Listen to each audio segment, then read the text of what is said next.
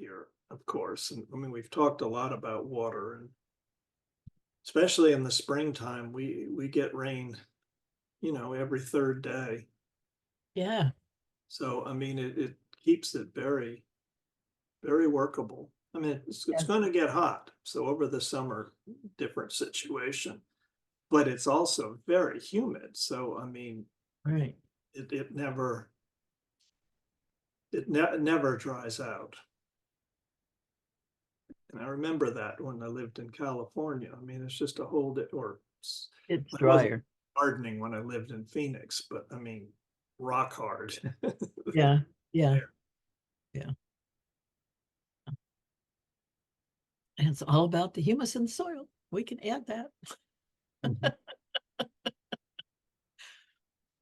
Yeah, I've got one of my meetings today is with a guy. I have to say, talking to people who work with dirt is just wonderful. They're Mm. all great. They're enthusiastic, positive, excited, open, just wonderful people to talk with. It's just such a pleasure. So I talked to a guy yesterday who was not willing to really support biochar in the way I would like to have it supported for these people who don't know about it yet. And I understand where he's coming from, and I think it's absolutely right for where he is, but it doesn't quite fit our situation, and the nuances would probably be lost on people who really don't know anything at all. So he turned me on to a guy in Sonoma, California, uh, that's doing biochar work and is really into it. So I'm going to talk with him today. And I'm really hopeful that his um, soil knowledge, because I don't have any of this knowledge. I have no creds in this area at all, zilch city. And so trying to speak to city people who need to change their ways, I mean, it's just my opinion, you know.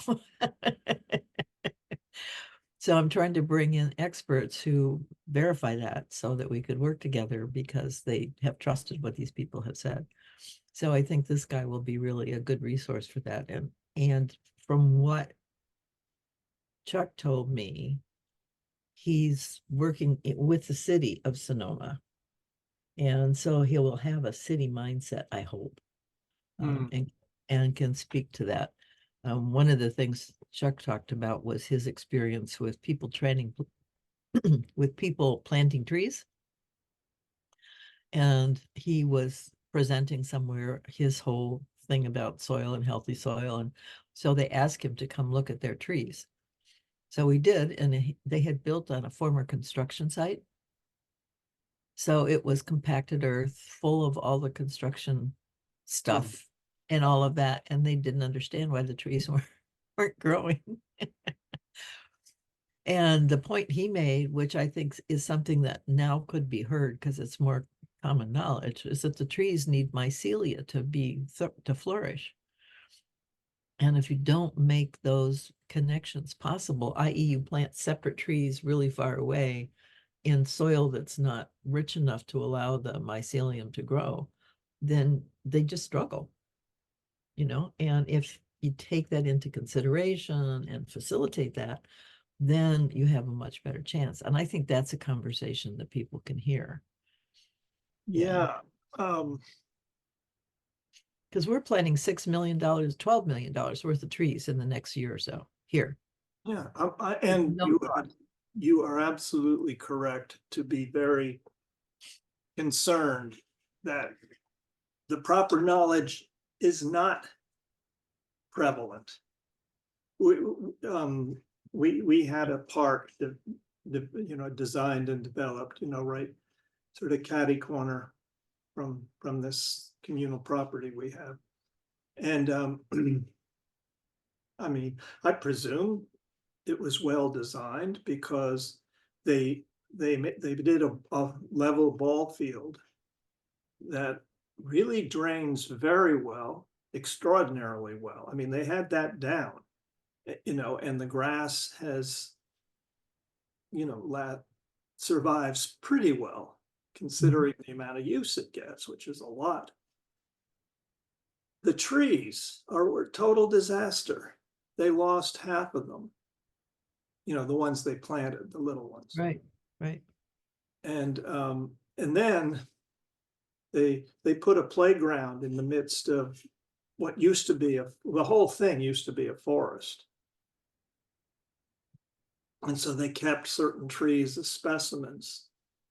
Most of those have died. It's just, and then the drainage, I mean, other than that playing field, the drainage is horrendous. You know, there's no real, you know, there are gullies forming everywhere from rushing water. Right. Because we do get some very heavy rains. Right. So you want to keep that. You want to direct it toward the trees. You want to let it sit there long enough to go down. All those things. Yeah. Yeah. Yeah. Well, I don't think it was lack of water, as I say. We have a good climate for that, but I think it was Oh, just the listen, loss of soil. we're dry. We're a dry climate. We get 17 inches of You rain. have to do that, right? No, we get 17 inches of rain. We use the city as a whole, 200 and some odd thousand people, use 53 million gallons of water a year. Sounds like a lot of water. It's actually twice as much as most cities our size. We're incredibly lavish with the water we have. We get in rain 17 billion gallons. We get way more water than we need, way more. And we don't keep any of it. See, we have not thought about keeping water. We get rid of it. Our whole city is designed to get rid of it, to send it back to the river. And it needs to stay here, which is why the soil is so important, because that's the storage bin. That's where water stays, is in the soil. And then it leaks out into the streams and the aquifer, but it stays in the soil. And if the soil's not able to hold it, then it goes away. I mean, it's so simple. It's so simple, and we just don't do it. I was listening to Heart Math today, Mm-hmm. and a lot of their research is talking about they're beginning to really look at how people come into coherence or synchronization and the benefits of that. And it happens so naturally. I mean, it's just what we do, you know, but we're not really conscious of it, and we don't really utilize that information to really understand what that means for us and for our health and all of that. So that was kind of really interesting. Oh, it's really something. I just happened to mention it offhandedly to another group. Oh, it was a couple of months ago. Well, one of the women went out and bought, you know, the equipment. Yeah. And yesterday, as a matter of fact, we were all meeting, and she just went on and on, you know, about, you know, her experience and what it's changed in her whole system. And then, I mean, but she rightly pointed out, she said that this is a tool. This is not to replace anything that, or take the place of anything that you have naturally going for your conscious, not necessarily control, but the conscious inhabiting of your body. But she said it's a great tool because it gives you an example to follow. It gives your whole body a sample. It gives the whole subconscious realm of an example to follow. And it does, it learns. Yeah. These other aspects of the body actually learn, and they're fine. You know, they can, I mean, my great example of it, I mean, I haven't been using Heart Math, but a chiropractor friend of mine has hooked me up a number of times, so I know what it feels like and everything. But you know, one of the things I've had to deal with as a construction worker, builder, was a body that twisted, to the right from constantly hammering. Because we used to hammer, we didn't have that gun. Although even the gun, if you're using that, it's like you're doing exercise with weights continuously. But so my body would, if I stressed one of the natural alignments in my hips to back muscles, it wouldn't just get sore and maybe pull up, but it would twist dramatically. I mean, I'll just give as an example, maybe 15, 20 degrees, rotation. So it would totally throw out. I mean, it would spasm Right. for days. And just by concentrating on well, I guess the main thought pattern, if you could call it that, was you don't need to do that anymore. That was long ago. And yeah, so I still tend to overwork my body, and so I'll wake up sore in that area. But there's absolutely zero tendency to twist. Yeah. I mean, it learned that, and I mean, I was beside myself for a while there. I was seeing chiropractors at least once a week. I mean, I just could not get away from it. Haven't been for years. So that was a grand lesson to me. And part of that was just allowing that coherence to be there. Yeah. Particular so that it carried over when the injury actually occurred. That was the time when to just have a complete sense of ease, coherence through that disruptive moment, and nothing would happen. I mean, it'd be sore, pulled muscle, whatever. Right. A little thing, as opposed to major disruption for a couple of days. Yeah. And that can be applied, I guess, to almost anything we do. The body is very resilient. Yes.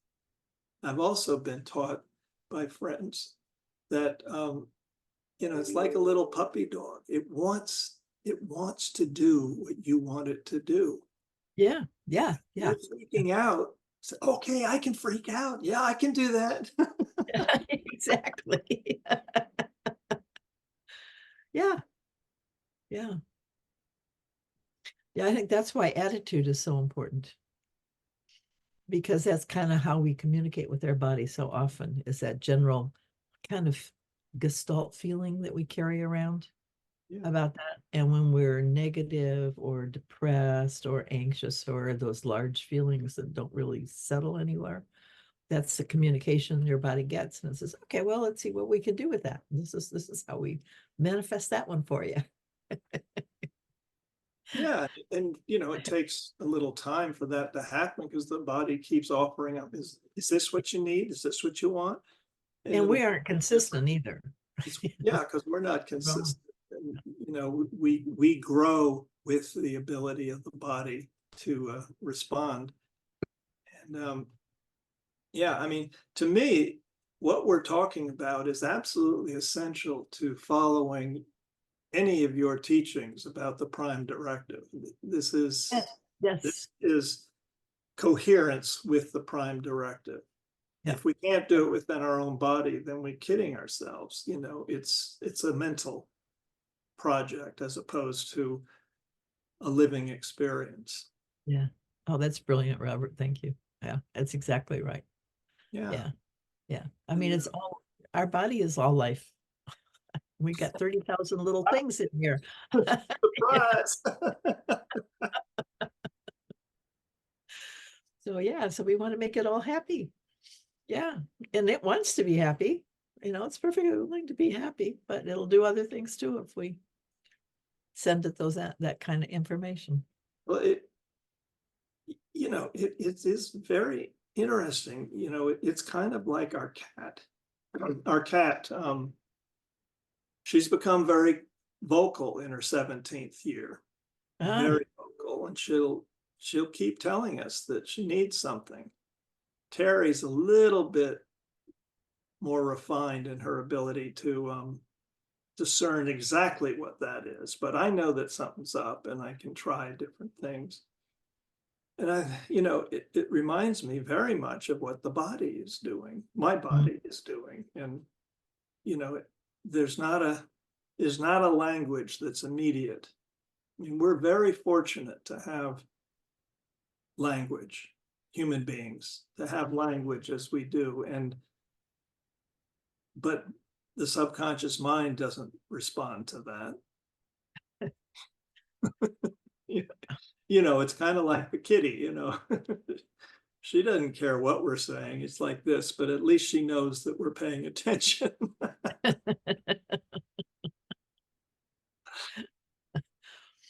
I mean, I'm trying to make it, I'm actually, working to make this sound funny, because it is, when you really dive into it and you just see how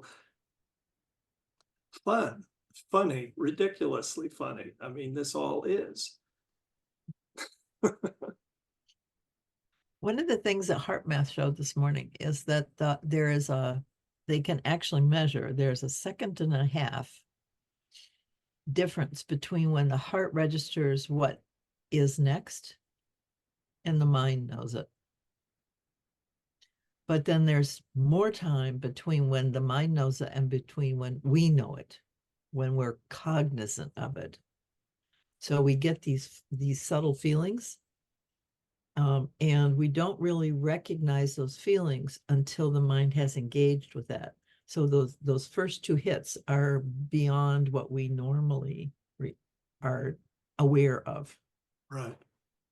But there is that pre-knowledge that comes, and it comes from the heart first. So that's kind of interesting. I used to have all these discussions about whether it's feeling or thought, and a lot of people say, oh, it's thought. Thought is absolutely first, and it's not. It's really the feeling is what happens. And it's very interesting how that works for us. So what happens is you get these signals, a heartfelt vibration, let's just call it, and it goes to the mind. Well, what does the mind do? Is it looking for immediate input from the eyes? No, it's not doing that. You can train it to do that. But what it's doing is it's looking to the neurons or wherever memory is actually held. I don't think anyone's really clear on that, because I haven't been able to find it. But it's looking for, okay, so this does, how does this Similar. So it's looking to the past. These aren't present moment things at all. Yeah. So although it may take 20 seconds for the thoughts to start forming, they're forming from material that could be 20 years old. Or past life even. 50 or to 1,000 years ago. I mean, there's a real delay factor there. Yeah.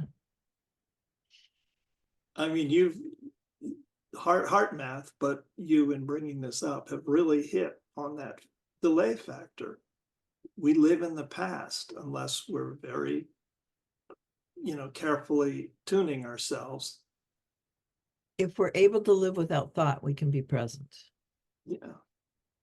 But the minute we add thought, we're as you said, we're stuck in the past. We've brought the past forward, and that's our kind of focus at that point. Or, I mean, it's possible to get real information in the moment. As I say, if your brain, instead of seeking into the past neurons, is dealing with input coming directly in. And that's why let's say you get a mountain climber who's free climbing on a negative slope rock. absolutely immediate sensing of where his fingers are and what they're engaging. I mean, And I maybe bet he's not not even using thinking. his eyes. He's not thinking about seeing. Yeah. He's not making conscious decisions. He's intuiting, and his body, allowing his body to function without interference, basically. And interestingly, people who do that, one of their most common comments is, yeah, I just felt so totally alive. Yeah. Yeah. Yeah. Yeah. Yeah. Yeah. That's one of the reasons they do it, I think. And I don't think we give enough credence to that or have really thought about that. Um, every once in a while I ruminate on this because we talk about enlightenment. We all want that alive feeling. And then you look at your life and it's filled with these mundane things. I mean, washing dishes, uh, getting your clothes straight and hanging them up and making your bed. And these are mundane. How can you keep your aliveness in the midst of that lack of stimulation? I mean, we tend to go to sleep. That's what we tend to do. That's why so many people are asleep, because there's nothing in their life that wakes them up. I mean, there's no real reason to be alive.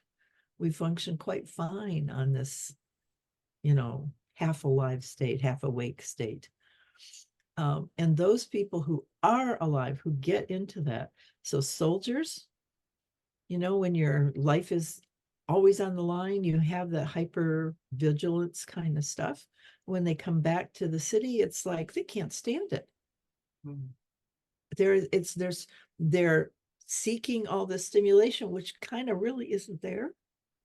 And so they're awake for what? And then they magnify stuff to bring that back, to make them alive again. But there's no way to function in this mundane world at that level. It's really difficult. Race drivers, criminals often do that. They want that energetic chemistry, that keeps them right on the edge.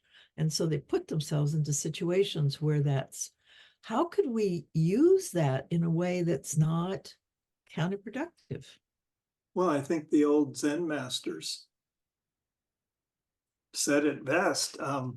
Rather than being addicted to that adrenaline flow, which quite frankly, most of everything you were describing is Yeah, that's right. There's a connection between hefty. adrenaline and awakeness. Yeah. Yep. You instead concentrate on, well, as the story goes, so venerated master, after washing dishes, hauling water, and chopping wood, what's next? The master says, why, hauling water, chopping wood, and washing dishes. Yeah. But from a totally different Place. atmosphere, where your atmosphere imbues what you're doing with, maybe not excitement's the right word, but with meaning. Yeah, with attention. Yeah. With attention. Yeah. And, Meaning. Yeah.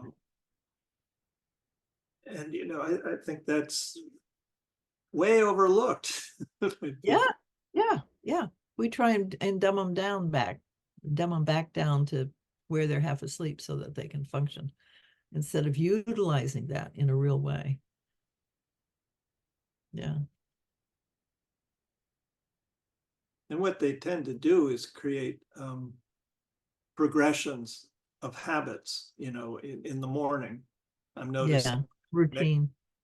I make juicing. I do some juicing in the morning, and it becomes this whole routine. And the various parts of it that let's just say I milk it for all of its value in terms of preciseness, and it's a whole thing. It's my practice. Yeah. There you go. Yeah. Why go and do stuff, I forget what let's say the yoga poses and that sort of thing. This is very much the same, but it's also producing juice, which I bring some to myself and some to my wife. It's I'm glad we're talking about these things because I think that heart math is such a wonderful invention because it just truly they've been able to measure and to even quantify aspects of what has been taught at the highest level by those who seek to live in a different frame of reference about life. Right. And so they have created a great tool for allowing people to realize when they're not in coherence. Yeah. There was another one years ago. I mean, this came in the 70s. A friend of mine was learning biofeedback. What was it called? Oh, yeah. Yeah. And that was sort of similar principles that you were constantly sort of readjusting the subconscious, reaction to elements in your body or thinking.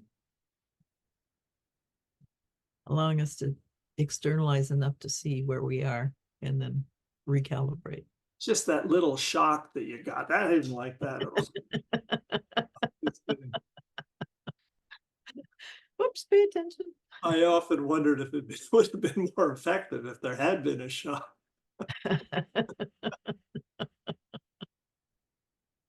Well, there was some sort of notice that you had gone out of connection. I think it was just noise. Yeah. Yeah. Or something on the screen. Signal. Yeah. I don't remember. That was, I mean, we're talking 50 years ago here. So I know. a little bit hazy. Yeah.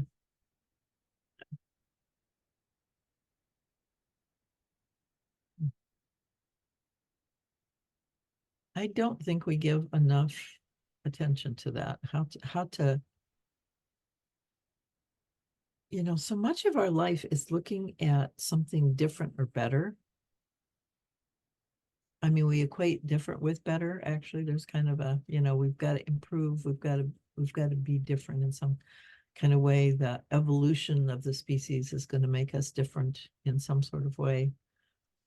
And we kind of forget about life and how to integrate that. So it moves us out of, or we feel we should be not involved in life in some kind of way, that it's different than normal living, that's a special place, instead of integrating it. That may be one of the issues because it's not. And it really puts us out of connection with what we have to do every day, with how we are being. We think it's going to be a new world, a different place, that we won't do the same old things. I mean, we still have to cut our fingernails and do that kind of stuff. I don't care where we are. And we got to do the dishes. And we got to do the dishes. Yeah. Yeah. Yeah. And those things need to be integrated instead of so separated. Yeah. It's part of the richness of life. I used to love doing dishes. And I got to the point when I was in Michigan, I would do dishes at night in electric storms, and I love watching lightning. So I'd turn the lights off. And so I washed dishes by feel. And I could feel when they were clean. I paid attention to that. And I kind of miss that with the dishwasher because it's a meditative state. Yeah. And it's incredible. I mean, we have in the brain, there's like there's a region, for touch. Actually, I think it's spread out. There's to various parts of the body, but every area that covers some part of the body has a huge area for an area that covers touch. Now, for many areas, like in the heart, inside in many parts of the body, there's nothing at all. I mean, there are no sensors. But the fingertips have incredible sensors. I mean, the greatest amount. Well, maybe the sexual organs are greater, but that range. And then I also noticed that just the way that fingers are, with the whorls of the fingerprint, and on the shape of the finger, I can pick up and I can feel and pick up the tiniest little bits of, say, when I'm juicing, the little scraps of vegetable. I can just feel and pick them up, actually pick them up as well, and put them in the compost bin. And I've just been really wondering about that the past few days, because it's just beginning to realize just what an incredible facility this is. Yeah. And with robots, that kind of perception is almost impossible. I mean, they haven't really been able to equal it yet. Maybe they will, but far more complex than what they now have in terms of machinery and Well, mechanism. could they equal it? I mean, this is, people who talk about the consciousness of machines, I think it would be possible to make a machine pick it up and be delicate enough to be able to do that without squeezing. So there's some sensory about that. But does the machine realize? I mean, does it recognize that? See, it's that recognition is where the consciousness comes. The mechanics are one thing, but the recognition of what you're doing is another. And I'm not sure that's ever going to happen with a machine. Yeah. I just don't think that's going to happen. A friend of mine and I used to joke, he was, I mean, he was one of these brainiac people. He had once worked for Bell Labs as one of Oh, their nice. Yeah. They're amazing. They were amazing. Yeah. people. Yeah. So he could learn anything.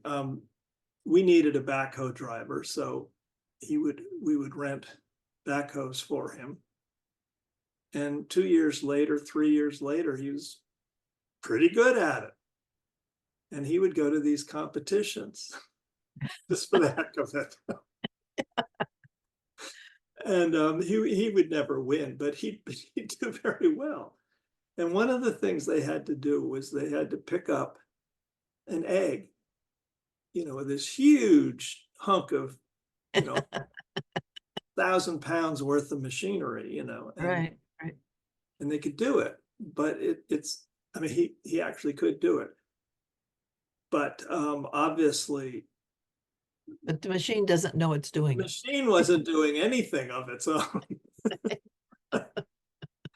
It was all his touch and his sensing of, and he probably broke a lot of eggs learning how to do that. But I kind of feel like AI is somewhat similar. Yeah. In the back of everything, there is a human consciousness, sensing, feeling, Right. Finessing. the algorithms, the directions that these things need to take. And in fact, the AI can only up. I mean, how would they have any reason to create anything that wasn't that didn't come out of our living consciousness? Well, I mean, that's what they're working on. They can make it more efficient. Well, no, they're actually trying to get it to learn on its own, and they have. But to what purpose? Well, that's exactly the hiccup in the whole thing, as I understand it. It's got to be a human purpose, because without life. Well, see, that's the question, because if AI can learn from itself, which that's what they're trying to make happen, and they have had a couple of experiences where that has happened early on, and I really wish I could go back to the source of this because I know the story, but I can't go back. I don't know where it came from. They discovered that AI learned Persian all by itself. Nobody told it to do that. It decided it wanted to learn Persian. So that's a really big question.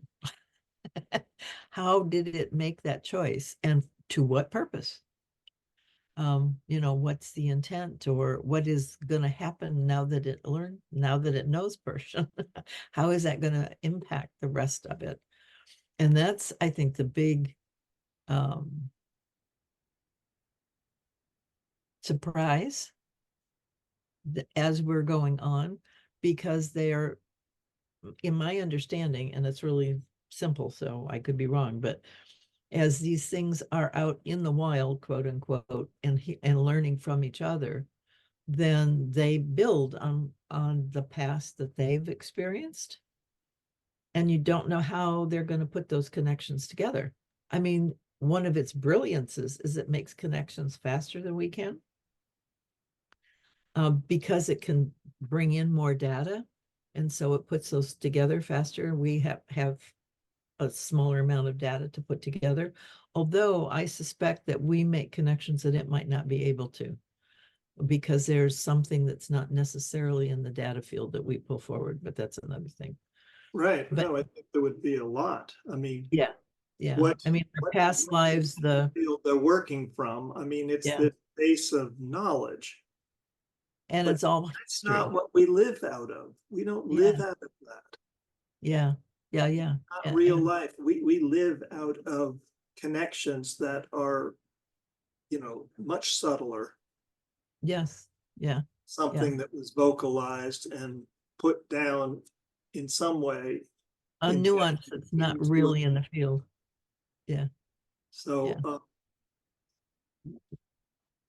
well, we'll see. I mean, Yeah, we will. I am concerned about what happens to life on Earth. Oh, look at this. Here comes Ani. Oh, good. Did she lose an hour? Yeah. Yeah.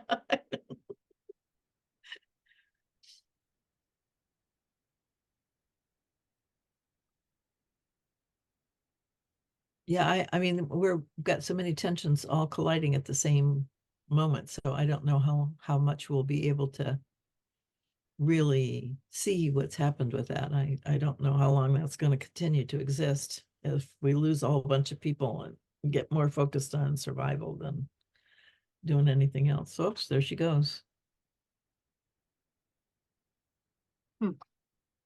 There she There is. she is. Yeah.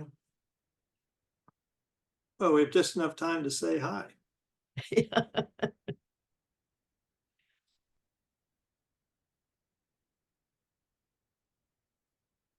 There she is.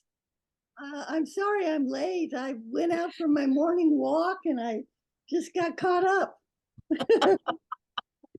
Oh, the meeting with you guys is important to me, so I'm sorry.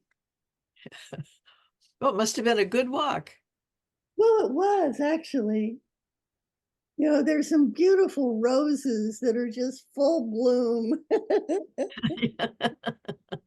uh, Yeah. so what's going on with the two of you? So we were just talking about AI and consciousness, The or lack thereof. relationship between the two, or what? Or yeah, if there is one even. It doesn't seem to be. I don't know, but my first thought is there's no relationship between consciousness and artificial intelligence. Yeah. I Yeah, mean, they're that's trying to pick one. first Yeah. thought. I mean, it's not organic. It's not autopoetic. It's not self-making. Well, there is kind of a self-making that does happen. And that's going to be the curiosity to see that if it learns from itself, then it's making connections that we aren't programming it or controlling. It's making spontaneous connections for itself.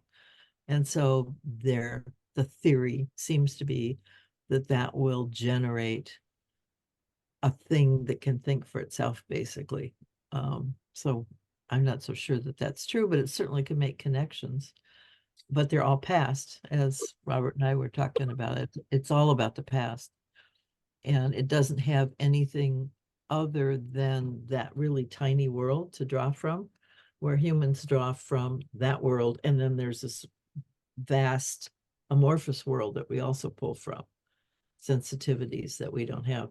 I was on Heart Math this morning, and he was talking about 3 intuitions, where there, I've got the graphic. There's the, I can't remember his words. That's okay. Yeah, there. So one is connected to emotion, to feelings. So empathy and that kind of emotive feeling. One is connected to I, sort of I'm, the memory we have about and the skill that we've developed about life. So if you have the example he used was a nurse that goes in who's had experience, been there a while, looks at a patient and says, "Oh, this person is going to have a problem shortly." And the new nurse is going, "How do you know that?" And it's because she's seen enough patients that there's a memory in her that she's able to pull that. So that's what's the context? Well, we're not in the same ballpark. What's the context? So what I'm talking about is how Heart Math sees intuition in 3 ways as part of consciousness and part of how we That have to do with AI. Well, AI doesn't have these 3 different kinds of things. That's the point, that it has a much narrower way of resource pool for its understanding.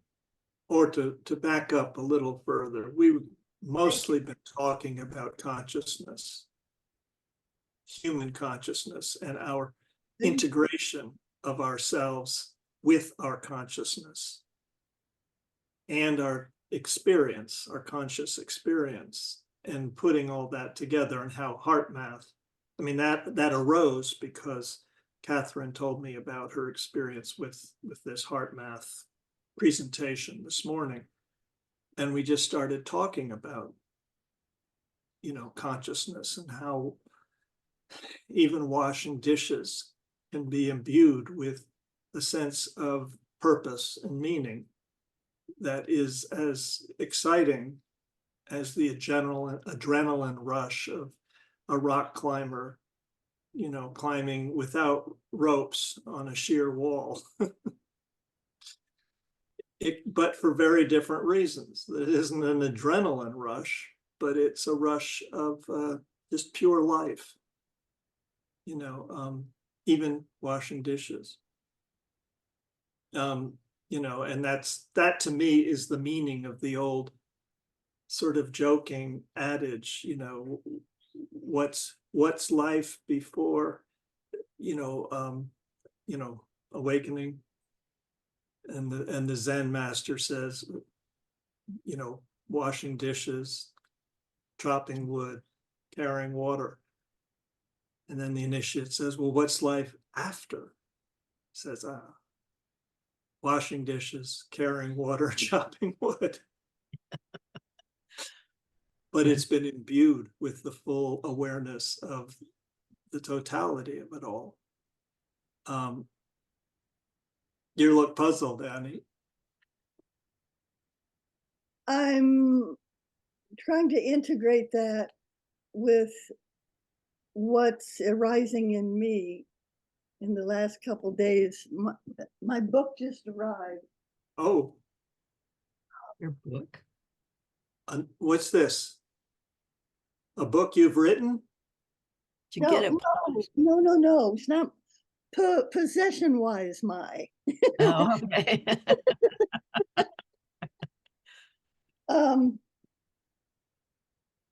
Wealth Supremacy. Wealth Supremacy. Who's it by? Extractive Economy. Marjorie Kelly. Okay. Yeah. And because it seems to me that capitalism, that making a profit, that money is such a driver in our society. Yeah. It what's the word? Where it does something bad to, what's the word? Addiction. What? Addiction. That, yes, but Well, it taints. It yeah, taints. it devolves everything into a one denominator. That's a good way to put it. So all you see is And that one the one aspect. denominator is money Yeah, and profit and right, me, my well-being, and that doesn't support life right, in general. right. So I just got this, so I haven't started it yet, but it certainly attracts me. Yeah, how the extractive economy and the biased rules of capitalism drive today's crisis. Yeah. I don't know of anything clearer and cleaner than Yeah. that. Yeah. Yeah. Well, I hope we can hear a report from you next week. I look forward. I look forward to that too. I mean, even if it's just the first 50 pages. Yeah. No, I'm going to eat this up because I know the centrality of it, the influence of it, the disease of it. Yeah. It's a disease, a mental, emotional, social disease. Yeah. And I think it's because we have this hole about meaning and we're filling it with that because we don't have any other thing to put it in. There's nothing else that's really meaningful. You know, it's meaningful that I'm richer. It's meaningful that I have money. It's meaningful that I can see what I'm doing with my life and I can measure it in this kind of way. And that is meaningful, but it's not really, because it doesn't really connect us. So it has an emptiness, even though it fills an empty space. Yeah, this is my The story of Gaia. The story of Gaia. Tell us about it. The big death and the evolutionary journey of our conscious planet. the big breath. Breath. Okay, that's better than death, I guess. Yeah, and that's by Jude Currivan. Oh, I like her. Yeah, I she's didn't know wonderful. she had a new book. Oh, I don't know how new this is. She might have others. When was this done? Or that might be her first. But I like her. I've kind of followed her. Yeah, I have too. I'm not seeing when it was printed. I don't know why it doesn't say that, but it's not. Have you gotten into it at all yet? Oh, 22. So this is 2 years old. Yeah. Good. So no, it just came yesterday. Well, between her book and wealth supremacy, we ought to have a interesting conversation next week. and now, yeah. That and I bought an air fryer. Is that an electric? It's an electric appliance that allows you to cook without fat. Yeah. And so I'm going to experiment with that and just see how different that is or how that works. So yeah, it's going to be a present for myself and my daughter on her birthday. Yeah. So another week before she can get it. Yeah. That's okay. Just opening up new avenues of experience and understanding to expand our consciousness in different ways. How we're paying attention to how our body reacts to things is a part of our conscious experience. Yeah.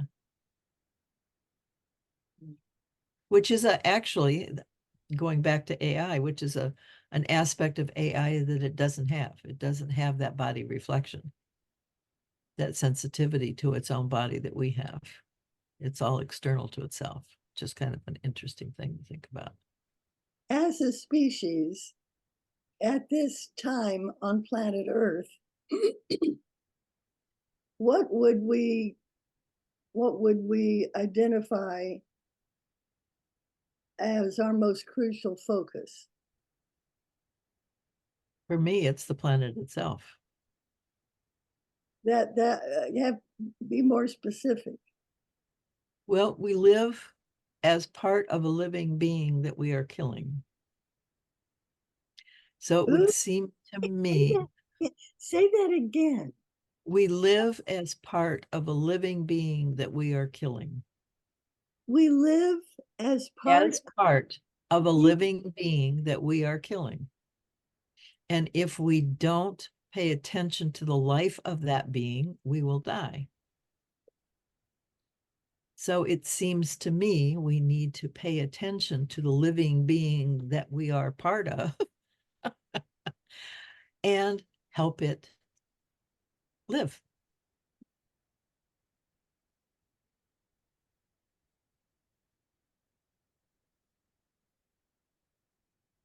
help it live by not doing human. No, by helping it live, which is different than not doing. It's But- very much a doing place, not a not doing place. But Now, is it's doing appropriate things, not doing inappropriate things. So my theory is that if we pay attention to life and notice what brings life, we will also notice what doesn't, and will not do that because that's not our intent anymore. So if your intent is a beautiful lawn, it's fine to kill stuff that don't equate to that beauty because your intent is a beautiful lawn. If your intent is a thriving lawn that's rich with life underneath that grass, then that's a whole different context for paying attention to what makes that happen. And so the chemicals that kill the life in the dirt are probably not a good thing. And it will just naturally disappear because it doesn't bring the life you're now intending to bring, as opposed to the idea of beauty that we've been functioning under. let me ask you this.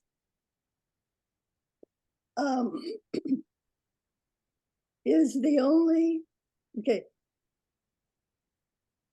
leaving the earth to its own devices.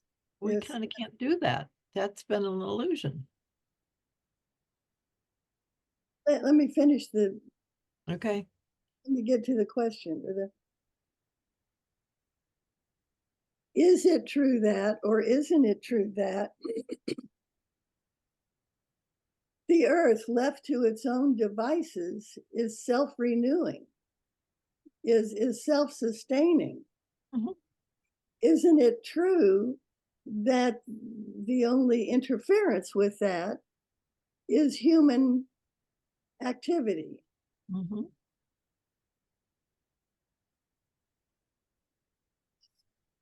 So what's the question? What's the issue? Say your statement again. That I- we're living. I think I'd better be going. I have one more thing Okay. to do soon. Okay.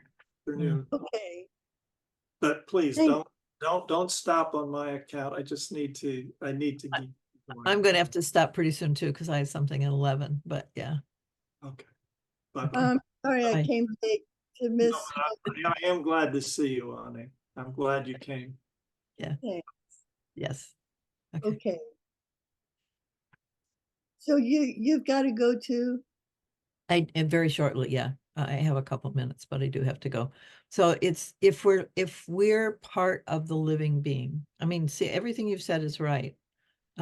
We are the only ones that isn't doing that, but that's been the problem, and that's got to be the shift, that we have to stop our interference of life and get back to supporting life. And when we do that, then we become an integral, again, we reintegrate into the other life that's there and play our role and become an important piece of that. If we're not playing the game, then the game will go on without us. That's not a problem for the larger game. But that's opting out of our part of it is where we grow and where we live, actually.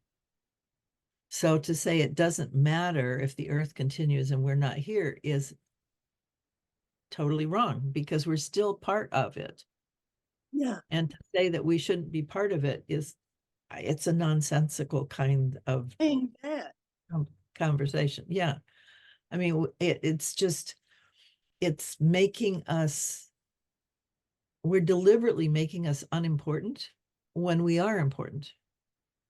Who's trying to make us, who's, Well, to say that the earth will go on without us, she doesn't need us. who Is said to that? make, well, that's often part of that conversation of the earth will continue even without us, and the earth will continue even without us. I mean, there's no individual life on this planet that is going to crash the whole thing. It will shift it. Obviously, we've learned that we can shift it, and other forms will come up. All the things that came up with us will disappear because we needed a certain kind of environment to exist in. And as we change that environment, then different things will come up that are fine with that environment. That's all true, but that makes us unimportant. We're a species. Yes, and we are important, but we've But our main importance is sustainability of our species. no, I it's no. I mean, Earth doesn't, I don't know We if Earth don't. needs us. I don't think Earth needs us. I just Yes, think I think she does, or we wouldn't be here. She needs everything she's created here for a purpose. We're all integral. That's the piece that's missing. We are here because there's something only we can do. And we don't even know what that is, though. We've been ignoring it and running from that for centuries. We've gone off to play in our own sandbox instead of playing in the larger sandbox. it seems to me that as a species, like other species on Earth, one of our main, I don't know how to, sustainability of our, I'm not sure what I'm trying to say, but it has something to do with sustainability of our species as our responsibility. Well, I mean, And that depends on our relationship with Earth. well, that's the piece that's missing. That's the piece that's missing is our relationship with Earth. HR was talking sometime this week, I guess, about the Mayan civilization. And the Mayan keeps coming up in very different ways. I've just been sort of inundated with Mayan things. And what Jim was talking about, which I didn't know before, was how deeply the Mayans were connected energetically to the cosmos, that they actually had technology that allowed people to travel from Earth to other planetaries, other dimensions, as sort of a normal kind of thing. But the Mayan civilization crashed because they cut down all their trees. The Mayan civilization lived like us. If you look at those pyramids and stuff, the cities that they created were all cement, all stone, all were devoid of plant life. Plant life was somewhere else.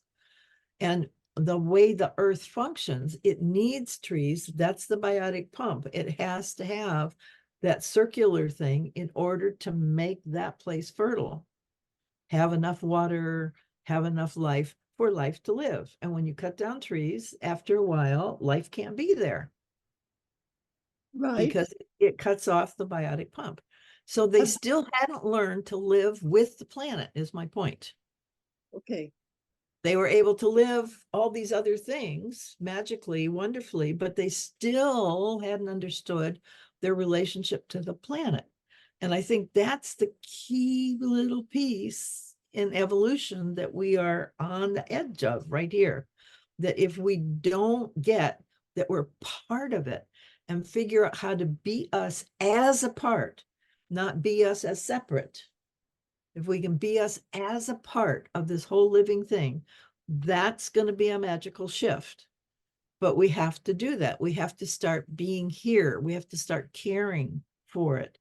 Now, the indigenous folks were able to care for it, but I still think there's a piece of their own self that they didn't bring to the party, that they were subservient in a way to the life force, and there's a beauty to that, but it's truly a partnering. It's not one is better than the other. We are all together in this at an equal thing. And that piece where we're all together is what's wanting to be born. But we have to go back because we're outside. So we have to go back inside. They have to come up into how are they expressing themselves? How are they fully human within this context? And I think that hasn't happened either. That's why we're in this crisis. I don't see any difference or separation between indigenous and us. I mean, but I'm not sure what you're. It's the way we live. The indigenous are so conscious of their connection, of their kinship, and delicate in that relationship. There's kind of a constant honoring of that relationship. And that's wonderful. But they haven't quite taken their own place in that still. And I think there's a fear of, it's this both and. You have to understand the separateness and the togetherness. You can't have one or the other. You've got to have both. You've got to, it's when I look at going from single cell to multi-cell, that when a cell absorbs into itself another entity and says, you're now part of me, we will continue this journey together, like the mitochondria in our cells have done. The mitochondria are not DNA connected to us at all. They're separate. Right. So they made a choice to be in our cells and to live their life there, doing their thing. They did not stop transforming sunlight into energy. That's what they do. But they've also given up something to be inside our cells. There was something that they had to do differently to make their life there okay instead of outside. So the minute they came in, there was something that happened between both the cell and the mitochondria to make that okay. They had some sort of way of being that does that. And I think that's where we are with the earth.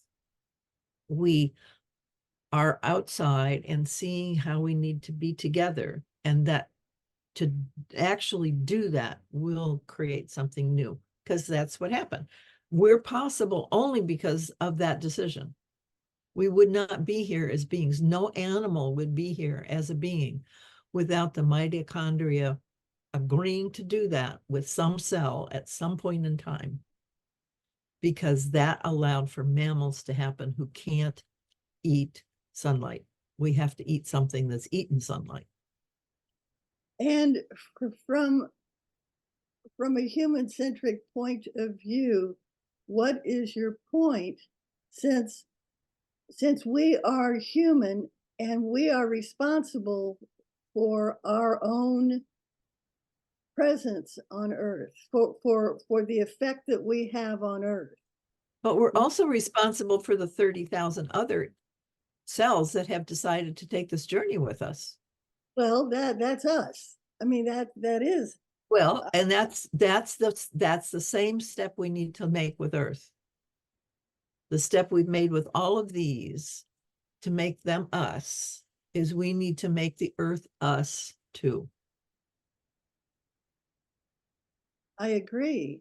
And kinship is the all opposite word. Well, it's a start, but it's not the same thing. It's still external. So there's an internalization of that has to happen that we have not yet achieved. Are you talking about the evolution of humanity, the evolution of human consciousness? Yes. Yeah. Yeah.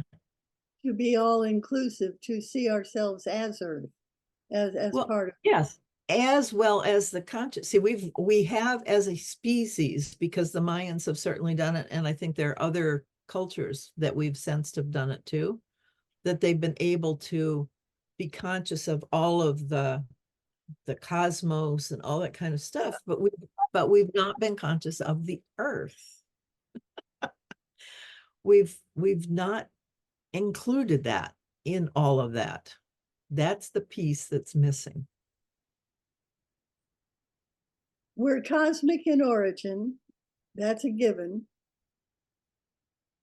And we're made of the substance of Earth, that's a given.